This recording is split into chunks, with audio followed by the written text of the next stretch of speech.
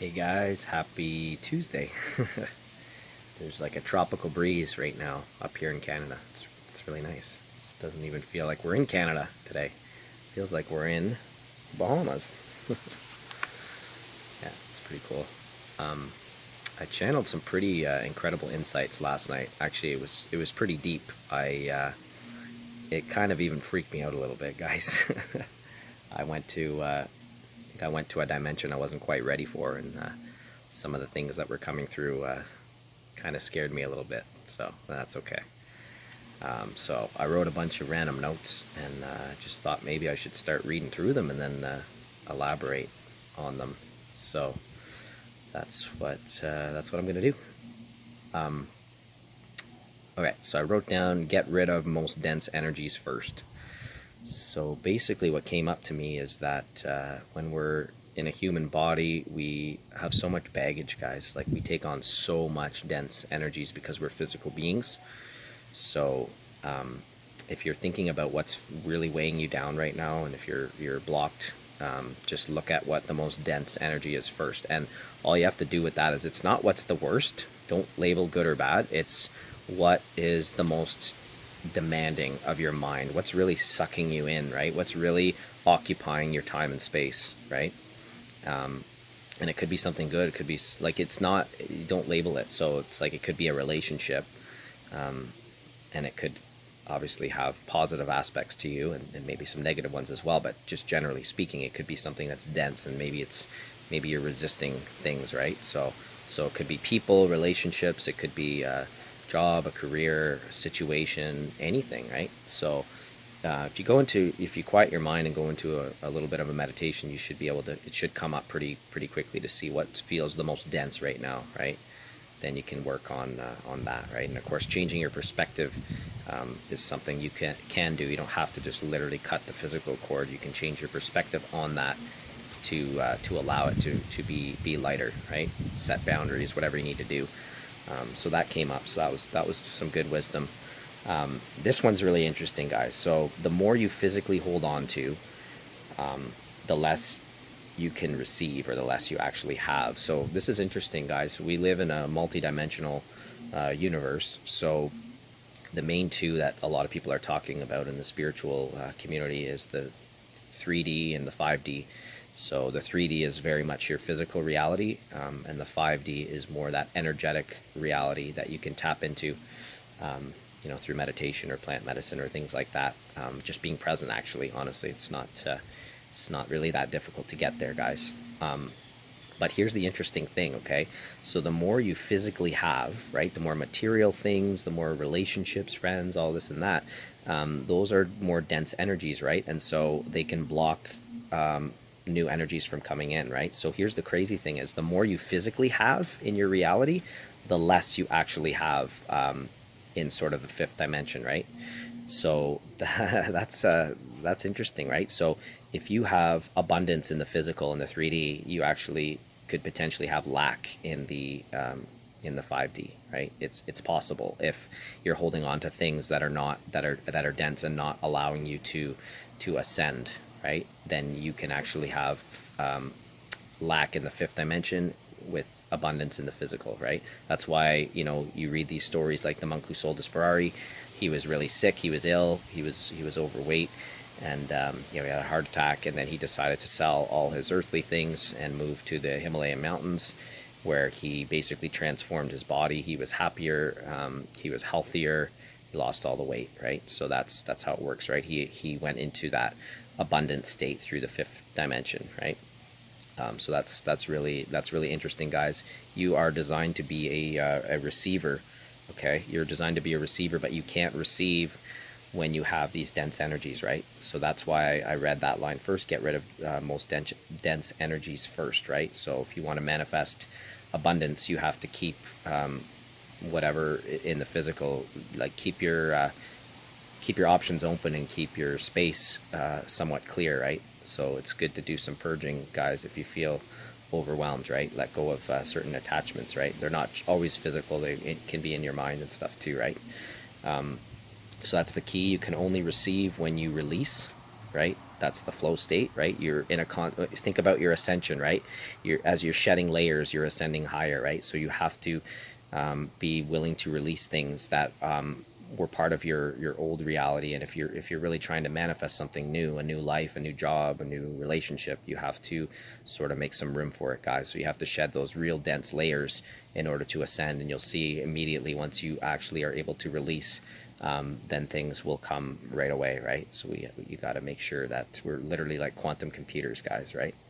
So another thing here, let's see, write down thoughts behind the emotions and feelings, right? So if you can stay present with yourself, you're going to know how you feel, right? If you're feeling sad, you're going to know that you feel sad. Like, it's going to scream at you, right? Until you do something about it, and you might walk away from it and, whatever, use substances or things or other people, just distractions, talk to people. You'll do everything you can instead of going within to go deeper into it, right? But there's always thoughts behind those emotions or feelings, right? And they're usually limited thoughts. So if it's related to a relationship, then you might be creating the story about that relationship, right? Like, this person is absolutely the one, and maybe you're not with them right now, and then you're creating this story that they're the one, and so now you've just created lack, right? And you've also restricted yourself. You're no longer free, right? And let's say they're not the one, right? Then it's like you're no longer you don't have space for the one to come into your life, right? So that's a good one.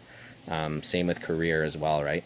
If you're not enjoying what you're doing, then you and you really have this desire for your dream job, then you're telling it, you have all these thoughts telling yourselves, well, I can't do this right now because I'm stuck in this job. I can't leave this job, right? I'm too afraid. I need to make money, blah, blah, blah. All these stories you tell yourself, right? So when you're attached to those things, those thoughts, right, that's what are causing you to feel your emotions, right? So if you can let those thoughts go, and here's the crazy thing is, so this sort of reminds me of like a parent and child relationship, right?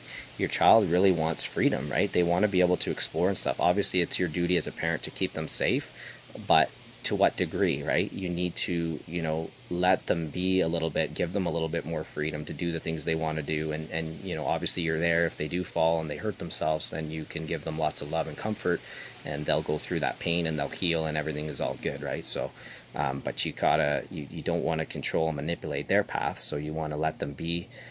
So that's kind of with our thoughts. The same thing, guys. When you hold on to these thoughts and they're so limiting, it's like you're holding the thoughts back, and these poor thoughts, right? These poor thoughts, they want to flow, right? They're there. They have a purpose. There's lessons in those thoughts, right? So it's like they're screaming at you to let them go, and you're holding on to them. It's like, no, you're mine. You're staying here. I just, so you keep those thoughts, right? So here's the crazy thing, guys. If you look at those thoughts like children, right? Let them go. Let them be free, right? That's what really came up for me yesterday. I thought that was incredible because, like, it's like we're afraid of our thoughts and we want to control our thoughts, and so we like hold on to them, right? But it's just like, let them go, especially if you can figure out that the thoughts are really what are controlling your emotions. So if you're feeling sad and you don't want to feel sad, well, what are the thoughts that you're holding on to that are causing you to feel sad, right? Like, your thoughts could be like, oh, this is, like I said, relationship, this is the one, and I don't have him or her in my life right now. So then that thought is making you sad. So maybe you just get rid of that thought that that's the one. Maybe you haven't met the one yet, right? So, and then now you've released that, right? It's incredibly powerful, guys. So that's how you ascend, right? You have to get rid of the dense energies, right? And I really think life begins with all these layers and all these burdens, right? Because we're born into this world and this society, and collectively we're holding on to all these energies, right? So your story is really somebody else's story, right? As a society, we have these same stories, right? They're passed down generation after generation, right? And we're sort of in this state now where we're able to sort of, if we can rise above, we can observe them, right? And that's the key, because when you can observe something, you can collapse it, right? You cannot collapse something that you can't observe, right? Because if you don't know it's there, how can you get rid of it, right? How can you collapse it, right? And that's a quantum physics concept. When you observe something, it's similar. It's basically like everything is energy and waves, and once you observe with the human eyes, it collapses into more of a particle-like state of matter that you can see the dense reality of what that is, right? Whether you're looking at a tree or your own body or anything like that, right? So that's really the key. I'm running out of space on my camera right now. I guess I wasn't really organized for this, and that's totally fine because I'm in the flow state. So So that's most of what I have. I think there's still some other stuff. I literally haven't looked at these notes, so this is literally just me on the spot looking at these notes.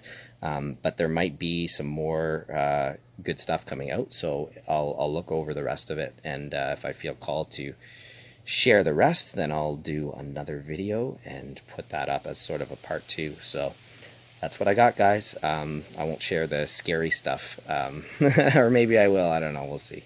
All right. All right, part 2. Oh, that's really cool. I just put the record button on, and it shows how much time I have based on how much space left on my phone. It's 11:11. That's pretty awesome. So let's get some more out, and then I have a beautiful lunch waiting for me here. Let's see if we can show you. There. Egg salad, sandwich, and some fruit and some tomatoes. That'll be good. Okay, yeah, let's figure out where I left off. Yeah, it's all about releasing, guys, releasing things. That's the key for new things to come in. We're in this constant state of shedding our layers, the layers that aren't us or that we don't want to be, because you can be anything you want to be, right? You just hold on to what you want to be, and that's that's the kind of power that you have that you don't even realize. So a couple notes that I have here is that searching is lack. Okay, guys, when you're experiencing lack, that's when you search, right?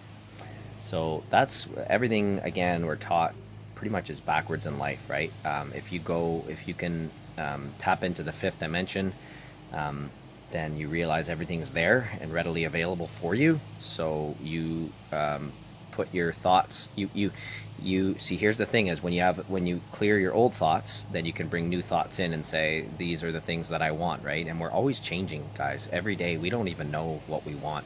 And that's the beautiful thing is you might think you want something, right? Again, think, right? It's a thought, that's something that you want. And that's beautiful, right? Go into that thought, right? Go into that thought. And if that's what you are feeling in the moment, then go into that thought and, work toward manifesting that.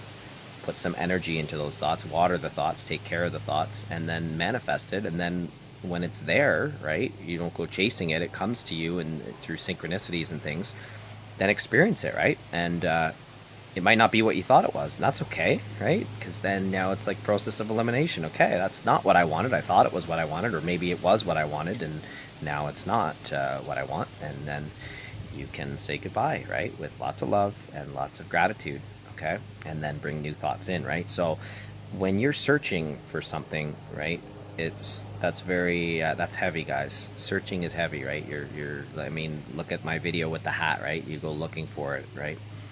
It's yeah, the universe will play tricks on you too. So searching, ask yourself like when you want something and you're searching for it and you're looking for it, right?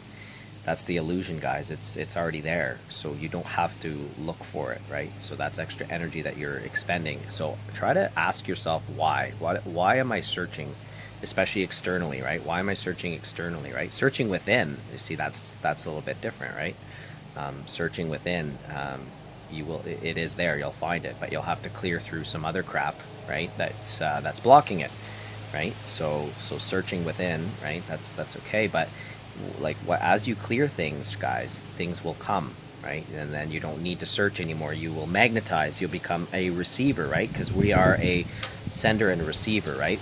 So so that's the beautiful thing, right? What you put out, you're sending out something, you're going to get that mirrored response. Okay, so sending out love and good intentions and things like that is going to create a magnetic field to be able to pull those back into some sort of a physical form that is probably what your soul is seeking, right? But when your mind is chasing, then whatever it is that you're after will run. And I've mentioned that before in previous videos. So receiving is abundance, guys, and you can't receive when you're searching, right? When you're searching, you don't receive. It's a one-way thing, right? You can't have you know what I mean?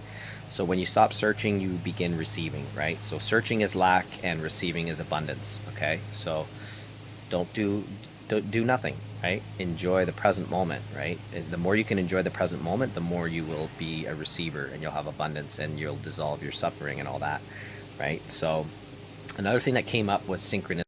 synchronicities, guys, and I kind of saw two sides to them. Okay, so they're beautiful, and they're sort of like a test in a way. Okay, because like something, you know, you'll get all excited about it, and then you're going to try to, you might try to manipulate the situation, right? It's like, oh, there was a synchronicity, so now I need to do this, right? And see, that's a bit of a trap, guys, and it's okay. It's that's totally fine if you do that.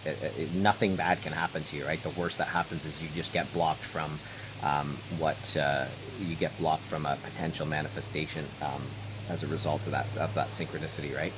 So if you can learn to observe the synchronicities, right, and just be like, oh wow, interesting, yeah, that's a sign, right, and then just let it be, right? Let it be, because your soul is always moving, right? And whether you're not physically moving or not, your soul is always there, right? It's only when you start to want to change the reality or manipulate through your mind or action that you could be you could just be blocking your soul's path, right? So it's sort of like you want to get out of your own way in a bit with synchronicities, right? So observe them and love them and just appreciate them and just let it create that excitement within that's like, oh wow, this is cool, I'm getting one step closer, right? But you don't need to do anything, guys. That's the crazy thing is, right? And that's, I've fallen for that a few times and it's been really interesting. And then I take a step back and observe and be like, ah, shit, I just blocked myself, right? Which is okay, because it doesn't delay anything. There's no time, right? So don't worry about it. Like it's like learning a trick or like, you know, learning a skill. You just fall down, you just get back up and you keep going, right? And then you learn from the synchronicities too, to get out of your own way, right? So that's pretty cool, right? So enjoy them, observe them, and you don't need to do anything physically. You don't need to manipulate it. That's the universe saying, yeah, we've got you, right? We got you covered. You asked for this and you received, right? So just keep being, right? Don't need to necessarily do anything, right? So I feel like there was more stuff, guys. Yeah, I guess a little bit more about observation and how powerful it is when you observe, you're really in the flow state, right? That's the key, right? Like look at like the trees, right? They don't really move much. They just sort of observe, right? So they're always flowing, right? And they're adapting to the environment constantly because they're just there. They have no choice, right? It's winter time and they do what they do in the winter, and then it's summer and they sprout and everything, and it's growth, right? So it's all observation is powerful. That's the way to flow, right? On the other hand, action, right, is sort of manipulation, right? And that's more dense, right? So when you take an action on something, it's like you're trying to do something, right? And a lot of times you might be trying to force something that's not there energetically, right? So you can go against the flow, right? So like imagine you're floating down a river, right, guys? You don't have to do anything. You literally just observe and enjoy the ride and let nature bring you downstream, right? But when you want to do something, that's like you turning the other way and you're going against it, right? You're actually putting effort and energy, expending a lot of energy, focusing on that. And you might be focused on like, why is this so hard? Because I'm trying to get to this place, but the universe is pushing you in a different direction, right? So if you, again, it's getting out of your own way, guys. It's like flow with the directions of nature, right? And use synchronicities. That's the key, right? So that's pretty much all I got, guys. Time to go play with the kiddos because they've eaten and they're ready to play. We're done, buddy. All right, let's play time. Okay, love you guys.